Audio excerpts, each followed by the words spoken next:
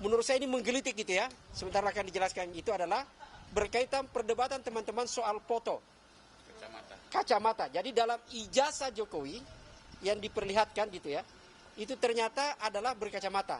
Pihak UGM pada sidang yang lalu menjelaskan bahwa ada peraturan dari kampus yang ditandatangani oleh wakil rektor pada saat itu bisa pakai kacamata. Saya tidak membantah peraturan itu, karena kita pun juga belum diperlihatkan. Yang menarik adalah karena kok dokumen peraturan itu bisa dia temukan, tapi KHS, dan dokumen skripsi dan lain-lain, dokumen untuk kemudian pelaporan KKN itu tidak ada.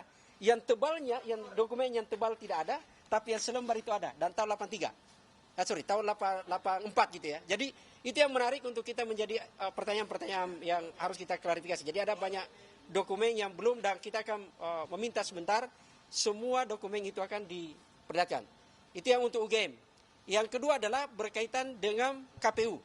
KPU, karena banyak perdebatan yang tidak bisa diklarifikasi oleh KPU, maka akhirnya majelis kemarin memutuskan pas sidang yang lalu, tahun lalu, itu menyatakan sidang di tempat untuk memeriksa beberapa dokumen. Bagi kami adalah, sekali lagi saya ingin menyatakan bahwa pihak KPU pernah menawarkan memperlihatkan ijazah kepada kami. Salinan ijazah. Tapi itu ada beberapa yang ditutup dan hanya bisa dilihat, tidak bisa diraba, tidak bisa dipoto. Perlu teman-teman pahami, dalam Undang-Undang Kebebasan Informasi itu adalah hanya dua. Dikecualikan atau bisa dibuka, diakses. Tidak ada disebut, kalau dia sudah nyatakan terbuka, ya udah, buka gitu loh. Nah ini kemudian kita hanya bisa dibawa untuk melihat itu, tidak bisa. Yang ketiga adalah, dari UGM ini untuk KPU ya, keanehan lain adalah bahwa KPU menyatakan tidak melakukan verifikasi faktual terhadap kebenaran ijazah Jokowi pada saat baik mendaftar di Surakarta, tidak ada itu verifikasi, mendaftar di DKI Jakarta sebagai calon gubernur, tidak ada verifikasi faktual juga, sudah faktual ya, termasuk pada saat mendaftar capres di KPU RI, tidak ada verifikasi. Teman-teman perlu pahami bahwa ada PKPU yang mereka buat sendiri.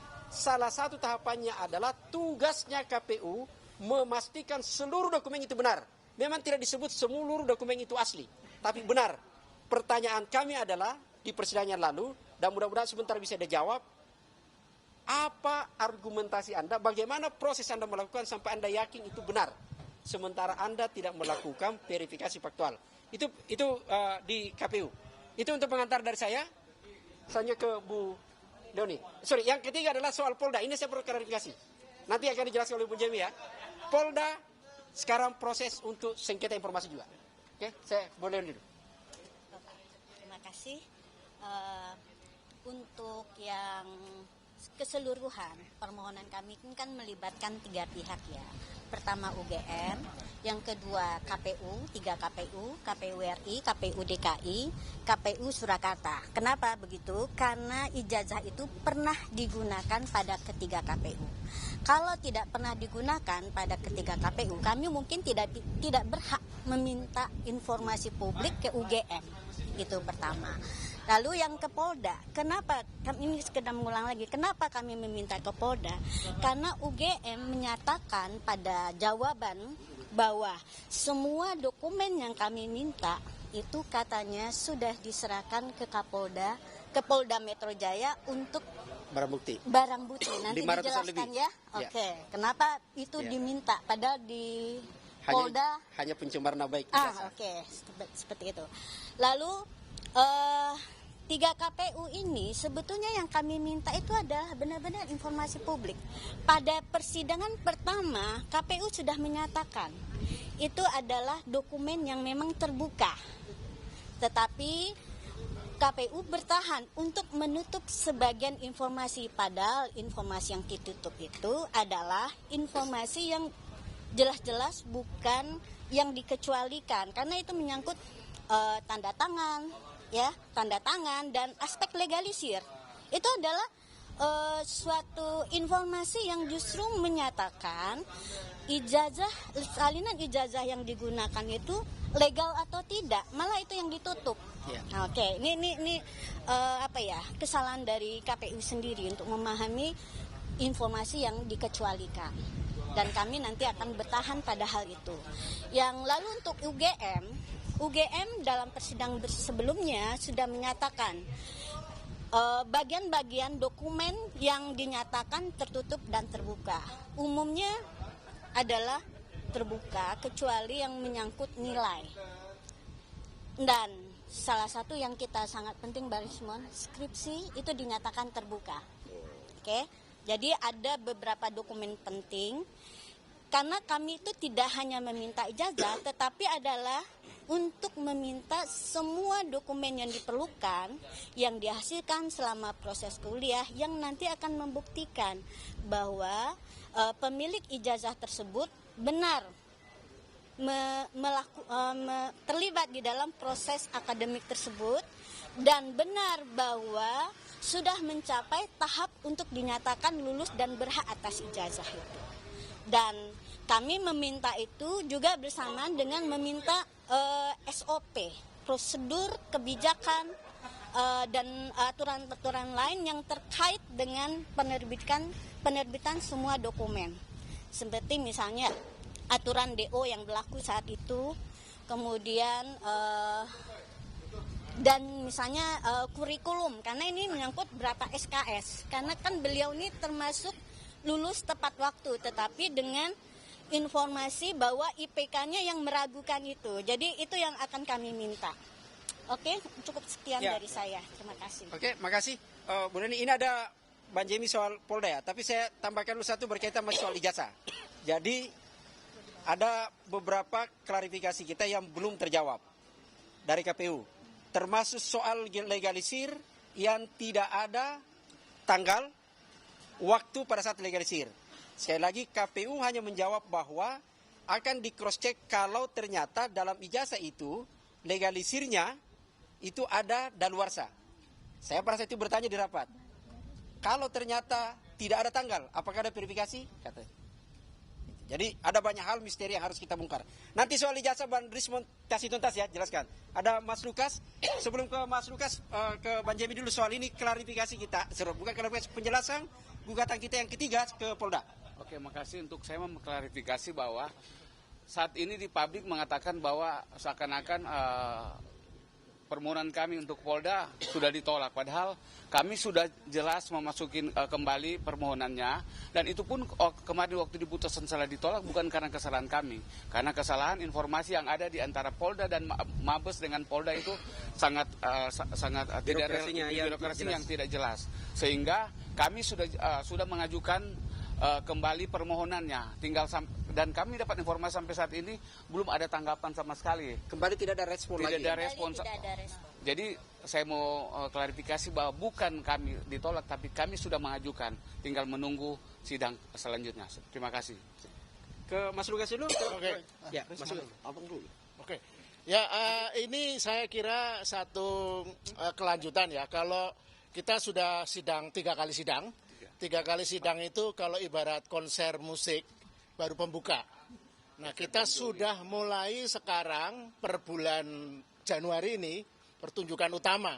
Jadi kita hari ini akan mendiskusikan, mempersoalkan apakah sidang pengecualian itu, sidang konsekuensi yang sudah dilakukan oleh KPI itu akan kita uji di sini. Apakah UGM yang tidak mematuhi proses sidang konsekuensi yang hanya menjadi sidang konspirasi itu akan terbuka semua ini di sini nanti. Kemudian juga yang penting tadi sudah ini yang ditekankan ya, betapa tidak ada niat baik ya dari Kapolda Metro Jaya. Dulu mereka beralasan karena inkoordinasi. Surat kita terselip di antara belantara labirin birokrasi di kepolisian. Nah, sekarang akan kita buktikan, kita sudah mengajukan gugatan lagi dan belum ada respon. Nah, yang terakhir dari saya adalah sidang-sidang selanjutnya itu adalah substansi persoalan. Kita juga nanti sidang berikutnya ya akan ada kesaksian ahli dan disitulah diskusi tentang apakah dokumen-dokumen yang kita persoalkan itu ada atau tidak baru akan kita ketahui. Oke. ke bandar semuanya. Saya menginformasikan soal ahli, saksi, fakta. Ini saya masukkan saja dulu informasi pada teman-teman. Pada persidangan nanti kami akan minta ke majelis untuk dipanggil itu Pratikno. Ini penting. Dan Jokowi. Kedua adalah Jokowi. Kenapa ini penting? Ada banyak hal yang tidak dilakukan oleh KPU untuk membuktikan ijazah itu benar asli atau benar palsu. Kan sama-sama benar. Benar aslinya atau benar palsunya. Karena tidak verifikasi, maka harus dikonfirmasi ke Jokowi apa yang terjadi pada saat verifikasi administrasi itu. Itu penting. Jadi ada dua hal. Dan yang ketiga adalah kami akan meminta juga majelis untuk menghadirkan dari partai pengusung. Pada saat dia calon di Surakarta, wali kota, calon di gubernur DKI Jakarta, dan pada saat dia capres. Minimal sekjennya. Penting ini karena mereka lah yang memegang dokumen itu, memeriksa betul. Tidak boleh mereka lepas tangan. Ini penting. Dia harus menjamin betul ini sah. Karena ini adalah publik, kepentingan publik. Tidak boleh kita menyebut nilainya ditutup hanya karena data pribadi. Penting bagi publik tahu orang yang jadi pemimpin itu adalah orang yang cerdas. Tidak boleh pemimpin itu hanya 2,0 IP-nya. Itu 2, itu penting untuk kita tahu karena berarti banyak D.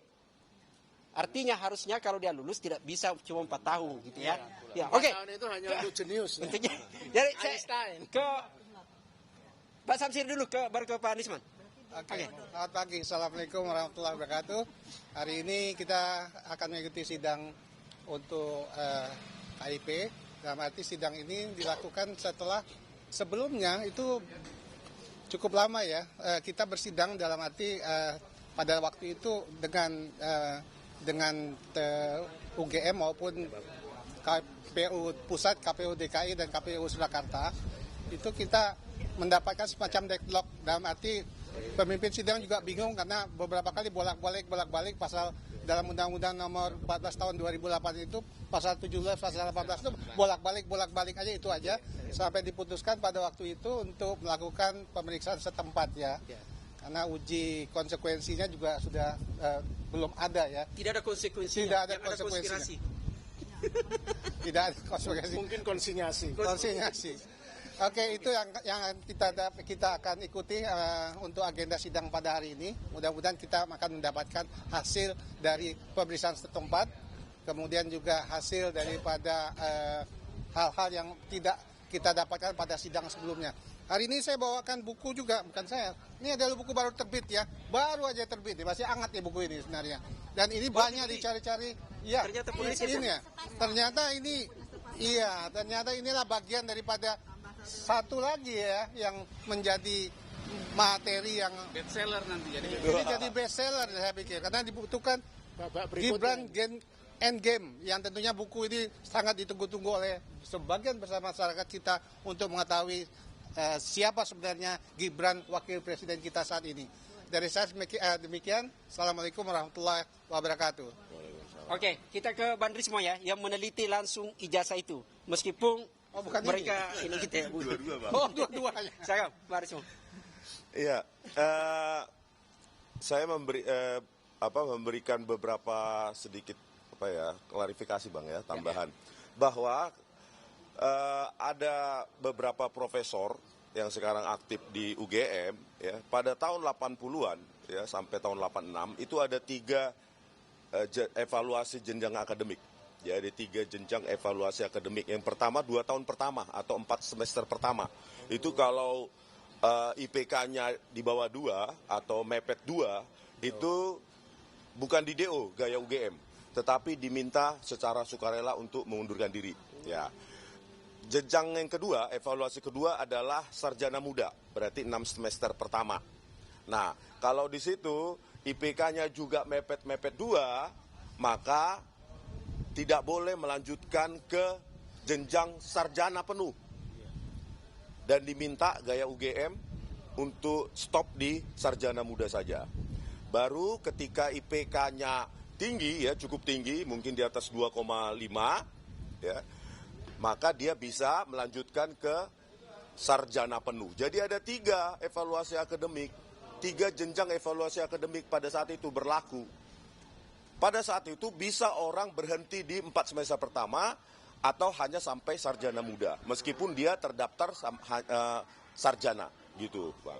Yang kedua, ya, di sidang KIP tanggal 18 November 2025, pihak termohon di sini itu pihak Polda Metro Jaya kan ditanyakan oleh hakim. Barang bukti yang disita apa? Barang bukti yang kami sita adalah transkrip nilai sarjana muda untuk keperluan yudisium sarjana muda. Pertanyaannya, kalau barang bukti yang disita adalah hanya 2 itu, lalu kenapa Jokowi memiliki ijazah sarjana penuh?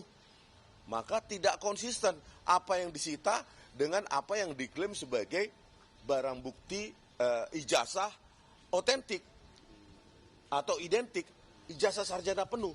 Sementara yang dipunyai adalah transkrip nilai sarjana muda untuk keperluan yudisium sarjana muda. Di samping itu juga yang lain, pihak UGM ya sengaja atau tidak sengaja tidak melakukan investigasi. Apakah Joko Widodo pernah melakukan KKN di Desa Ketoyan? Karena apa yang kami temui adalah bahwa orang-orang yang ada di Desa Ketoyan tidak ada yang tahu. Tidak ada yang tahu kecuali satu saksi, dan itu pun anak kepala desa dulu. Pihak kepala dusun 1 yang katanya diklaim Joko Widodo melakukan atau menempuh KKN di Desa Ketoyan ya, dusun 1. Kita tanyakan kepala dusun 1-nya juga menghindar. Kami tidak mau terlibat. Bayangkan seharusnya ya kalau ada seseorang, apalagi presiden, menempuh KKN di situ, bukan hanya bangga, mungkin dibuat prasasti di sana. Saya saja ya seorang rakyat jelata, warga biasa, baru-baru ini saya ke Desa Kepil, Kabupaten Wonosobo, tempat saya KKN, dan banyak orang kenal. Mereka mengenal saya dan memori-memori apa yang saya lakukan di sana. Dan tidak ada rasa takut kalau benar-benar kita menuntaskan KKN di tempat kita. Oleh karena itu, sebenarnya UGM sendiri yang harus memverifikasi benar tidaknya Joko Widodo menempuh KKN di Desa Ketoyan tersebut. Belum lagi tentang transkrip nilai yang ditunjukkan oleh Dirtipidum pada saat konferensi pers, ya, Brigjen Juandani tanggal 22 Mei 2025, ditampilkan di situ transkrip nilai tanpa otoritas dekanat sama sekali. Tidak ada nama dekan, tidak ada nomor induk pegawainya, tidak ada tanda tangan basah, tidak ada stempel. Di sini harusnya dikupas semua itu, Bang, di sidang KIP ini. Nanti kita akan saksikan ya. Selanjutnya untuk sesi kedua, saya akan menjadi saksi sebagai penulis. Ya, ini buku Gibran Endgame. Saya sebagai penulis akan memberikan kesaksian terkait dengan analisa anatomi kurikulum, silabus maupun capaian pembelajaran tentang apa yang ditempuh Gibran.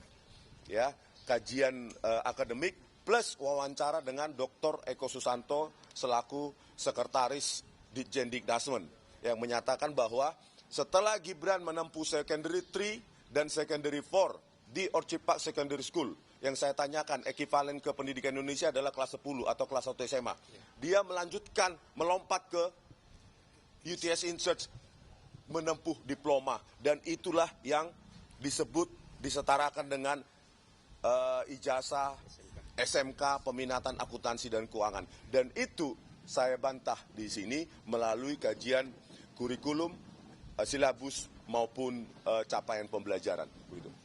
Gitu, Oke, teman-teman, karena sudah mulai sidang dalam, kita masuk ya ke ruang persidangan untuk kita lanjut. Oke. Sebentar apa yang terjadi dalam, kita jelaskan lagi nanti sebentar. Oke? Karena nanti sidang terbuka. Tidak akan mungkin ada tertutup. Kalau dia tertutup berarti dia bukan lembaga terbuka.